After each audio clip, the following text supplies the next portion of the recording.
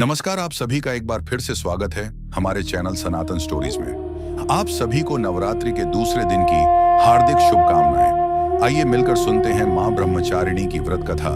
नवरात्रि का दूसरा दिन, जब शक्ति अपने सबसे कठिन तपस्विनी रूप में प्रकट होती है।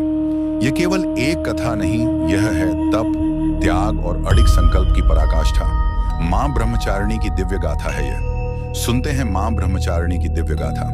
पिछले जन्म में सती के रूप में अपने प्राण त्यागने के बाद मां ने हिमालय के घर में पुनर्जन्म लिया। इस जन्म में उनका नाम पार्वती पड़ा। बचपन से ही पार्वती का मन भगवान शिव में लगा रहता था। जब मां पार्वती युवावस्था में पहुंची, तब एक दिन देवर्षि नारद उनके महल में आए। उन्होंने ध्यान लगाकर कहा, हे पर्वतराज की पुत्री पार्वती, तुम्हारा भाग्य भगवान शिव से जुड़ा है, लेकिन उन्हें प्राप्त करना आसान नहीं। तुम्हें कठोर तपस्या करनी होगी। यह सुनकर पार्वती ने उसी क्षण निश्चय कर लिया कठोर तपस्या करने का। मां ने राजसी जीवन को त्याग दिया और वन में चली गई। अब शुरू हुई उनकी तपस्या। उन्होंने हजारों वर्षों तक केवल फल और कंदमूल का सेवन किया और पूर्ण ब्रह्मचर्य और ध्यान लगाया। उसके बाद मां हजारों वर्षों तक केवल बेलपत्र आदि पर जीवन निर्वाह करती रही। मां ने अत्यंत कठोर तप किए और पत्ते खाना भी त्याग दिया। इसलिए उनका एक नाम पड़ा अर्पणा, यानी जो पत्ते भी नहीं खाती हो। अब वह केवल वायु पर ही जीवन निर्वाह करने लगी। कई वर्षों तक उन्होंने पूर्ण उपवास किया, न अन्न ग्रहण किया और न ही जल। उन मां पार्वती की यह स्थिति देखकर उनकी माता रोने लगी। उन्होंने कहा, बेटी इतना कठोर तप क्यों? लेकिन पार्वती का उत्तर था, मां मेरा जीवन शिव को समर्पित है। उनकी अडिग भक्ति देखकर देवता भी आश्चर्य में पड़ गए। देवताओं ने सोचा, यदि यह तपस्या सफल हो गई तो ब्रह्मांड में एक नई शक्ति का जन्म होगा। और तब सभी देवता भगवान शिव के पास गए और उनसे कहा, हे महादेव, पार्वती की भक्ति अब चरम पर है। भगवान शिव पार्वती की भक्ति को परखना चाहते थे। उन्होंने एक ब्राह्मण का वेश धारण किया और पार्वती के पास जा पहुंचे। उन्होंने कहा, तुम किसके लिए इतना कठोर तप कर रही हो? पार्वती ने उत्तर दिया, मैं भगवान शिव को पाने के लिए यह तप कर रही हूँ।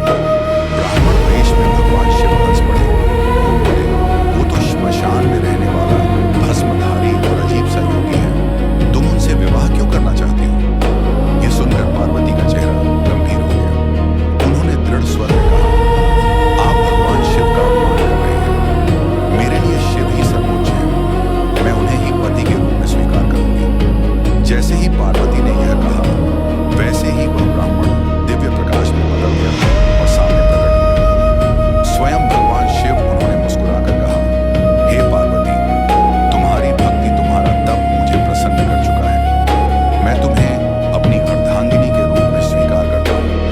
यह सुनते ही पूरा ब्रह्मांड आनंद से भर उठा। इस प्रकार मां ब्रह्मचारिणी की तपस्या पूरी हुई और वो बनी भगवान शिव की अर्धांगिनी मां पार्वती।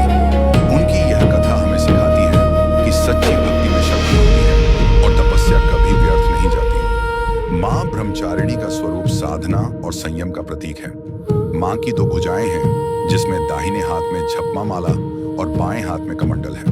मां सफेद वस्त्र साध्वी के रूप में धारण करती है। मां का चेहरा शांत, तेजस्वी और तपस्विनी का है। मां का कोई वाहन नहीं है। मां नंगे पांव चलने वाली तपिनी है। इसका अर्थ है त्याग, सादगी और आत्मनियंत्रण।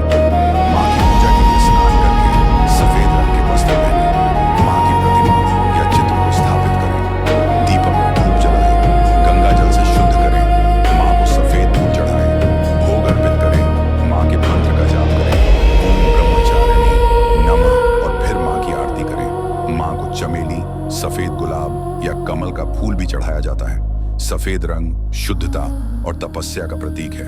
मां को मिश्री, खीर या दूध से बनी मिठाई का भोग लगाया जाता है। माना जाता है कि शक्कर का भोग लगाने से मां लंबी आयु और सुख प्रदान करती है। मां का बीज मंत्र है ओम देवी ब्रह्मचारिणी नमः। मां के आगे शांत मन से बैठे, मां का ध्यान करें, जब माला के साथ मां का मंत्र बोले और अपनी इच्छा स्पष्ट रूप से कहें। आखिरी में कहें, हे मां, यदि मेरी यह इच्छा उचित हो तो कृपा करके इसे पूर्ण करें। मां को दिखावा नहीं पसंद। उन्हें संयम, धैर्य, सच्ची भक्ति, व्रत, तप और सरल जीवन प्रसन्न करता है। तो ये थी मां ब्रह्मचारिणी की कथा। आपको आज की यह कथा कैसी लगी? कमेंट करके जरूर बताएं। चैनल को सब्सक्राइब करें, वीडियो को लाइक करें वीडियो अच्छी लगी हो तो शेयर जरूर करें। धन्यवाद।